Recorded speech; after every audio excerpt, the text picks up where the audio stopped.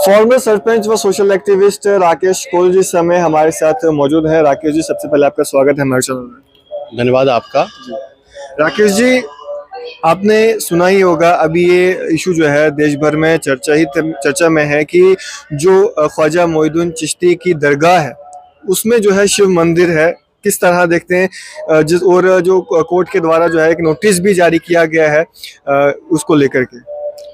नहीं, आपकी बात बिल्कुल सही है कि हमने भी परसों से सुनने में आया है कि इस तरह एक याचिका पीआईएल दर्ज हुई है, तो उसके लिए कोर्ट ने वो सब पक्षों को बुलाया है।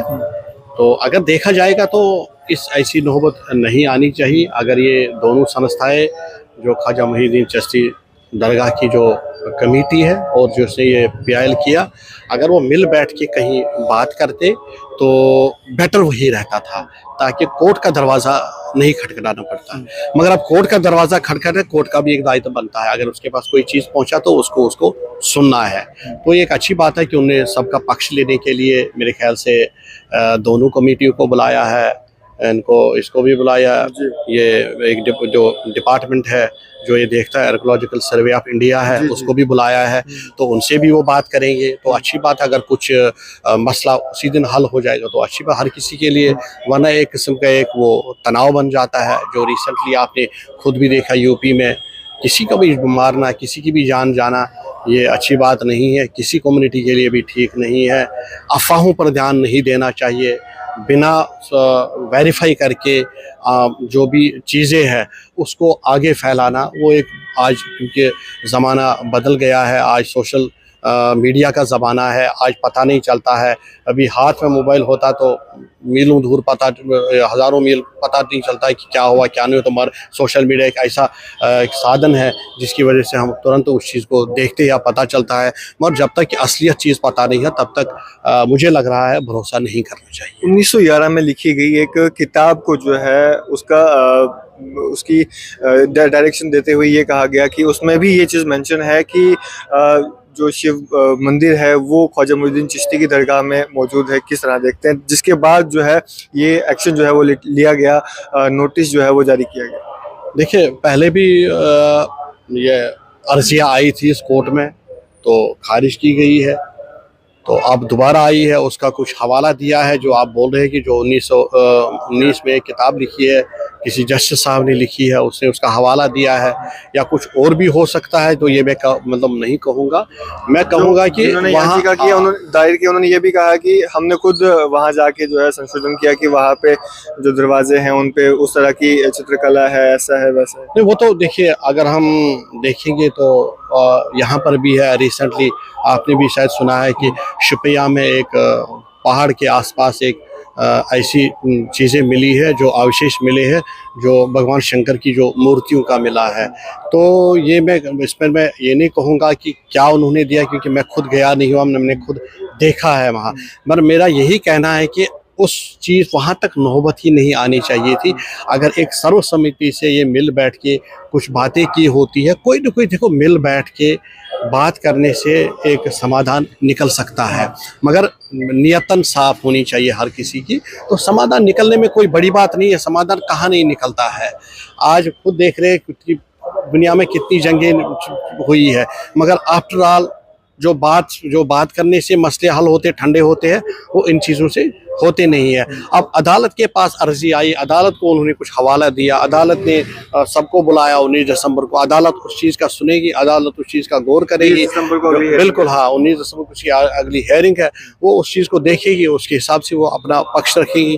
तो मगर मेरा ये कहना है कि अगर किसी जज ने कोई मतलब कुछ दिशा निर्देश दिया है, उस पर टिप्पणी करना तो मेरे हिसाब से वो मतलब जायज़ भी नहीं है, और ना उसका मुझे कहने का कोई हक है, क्योंकि वो कागज़ उसके पास पहुंचा, उसके बाद उसने उसको अध्ययन किया होगा, उसके बाद सवाल जवाब भी होंगे, तब वो कुछ लिया होगा, तो उसके बाद ये 19 के बाद ही पता चल जाएगा। राकेश जी, इस सब से हटकर अगर देश की तरक्की के बारे में बात की गई होती, या जो हमारा युवा नशे की ओर जा रहा है, हमारी जनरेशन जो ख़त्म होती जा रही है, उस चीज़ को लेकर बात की होती तो कितना बेहतर मानते हैं आप?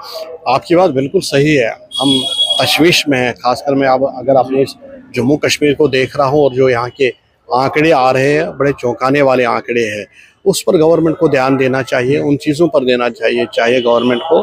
तो मुझे नहीं लगा कि बेसिकली जो ये याचिका दी है, याचिका तो किसी संस्था ने दी है, और गवर्नमेंट की प्राथमिकता रहनी भी चाहिए कि जो डेवलपमेंट है, जो गवर्नमेंट की प्राथमिकता रहनी चाहिए, जो अनएम्प्लॉयमेंट इस वक्त बढ़ रहा है उसकी तरफ होनी चाहिए, या जो कुछ ज़रूरी मसले हैं उनकी तरफ होना चाहिए। वो तो वो हर कोई कह रहा है। वो कल मेरे ख्याल से अमित शाह जी ने जो 2-3 मसले उन्होंने खुद बोले हैं, क्या क्या प्रॉब्लम्स है, और हमें पूरी उम्मीद है कि 2026 तक वो हम हल करेंगे, जिसमें उन्होंने ड्रग्स का मेन इशू बताया है, या उन्होंने जो मिलिटेंसी या जो नक्सलवाद के ऊपर बात की है, तो उन पर बात होनी चाहिए, उस पर ध्यान देना चाहिए। तो ये चीज़ें आप जो दोनों कम्युनिटियों के जो पढ़े लिखे लोग हैं, दानिश्वर लोग हैं, उनको सामने इस वक्त आना चाहिए। ये नहीं कि जज्बाती तरीके से नहीं आना चाहिए किसी को भी। तो इस बिल्कुल एक अच्छे बहसती जो हमें ऊपर वाले ने एक इंसान बनाया है, एक इंसान बना के यहाँ भेजना कोई मामूली बात नहीं है। ये एक इंसान ही एक ऐसा चीज़ है कि जो कहाँ से कहाँ पहुँचा है, इसको दिमाग दिया है, इसको ऐसी कुव्वतें दे दी है, ऐसी ताकतें दे दी है ऊपर वाले ने। उनका अच्छी तरह प्रयोग करे, दिल और दिमाग को, दोनों चीज़ को जब इस्तेमाल करते हैं तो उससे बातें पॉजिटिव होती है। और जब भी कभी हम देखते हैं जब कोई चीज़ पॉजिटिव अप्रोच में चला जाता है, वहाँ हल निकलता है। अगर कहीं नेगेटिव चीज़ों में चलाता तो वह हल निकलना बड़ा मुश्किल होता है। सर, ऐसा क्यों लोग कह रहे हैं कि ये चीज़ जो है 2014 के बाद ही देखी जा रही है, जब से भाजपा जो है पूरी तरह से बहुमत पे आई, सरकार में आई, उसके बाद से जो है इस तरह की चीज़ें देखने को मिली? नहीं, ये मसले तो बहुत पहले से ही थे, चाहे वो बाबरी मस्जिद का मसला था, या वो ज्ञान वापी का था, चाहे वो मथुरा का था, या और भी ये 4-5 मसले पहले से ही थे, ये आज के नहीं है, ये बहुत पहले से चल रहे थे। तो गवर्नमेंटों का ये कसूर है कि उन्होंने उनको लटकाया है।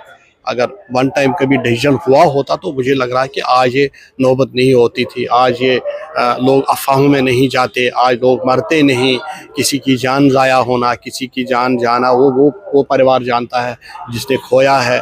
क्योंकि इन दर्दों से, इन चीज़ों से हम निकल चुके हैं। मैं खुद चाहता हूँ कि दुश्मन को भी ऐसा नहीं होना चाहिए जो हमारे साथ हुआ है। इसलिए हम चाहेंगे जो अमन और जो प्यार में जो चीज़ें होती है वो इस लड़ाई झगड़े में नहीं होती। लड़ाई झगड़े में खोना ही खोना होता है, वहाँ पाना कुछ नहीं होता है।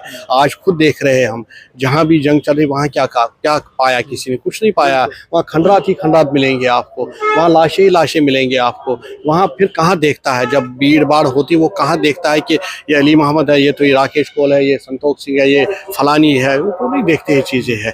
भीड़ आ गई, भीड़ उग्र हो गई। इसीलिए कहते हैं कि जोश के वक्त होश होना चाहिए। जब जोश के वक्त होश होगा तो गलत चीज़ें नहीं होती। राकेश जी, जो दरगाह कमेटी के मेंबर्स हैं, लोग हैं, वो ये कहते हैं कि ये सब जो किया जा रहा है ये फेम हासिल करने की जो है एक स्टंट है। किस तरह?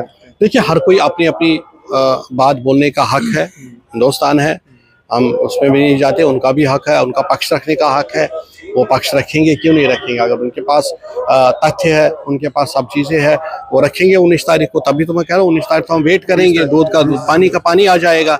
जिसके पास जो होगा, तथ्य होंगे, वो सामने लाएंगे। इसमें क्या है?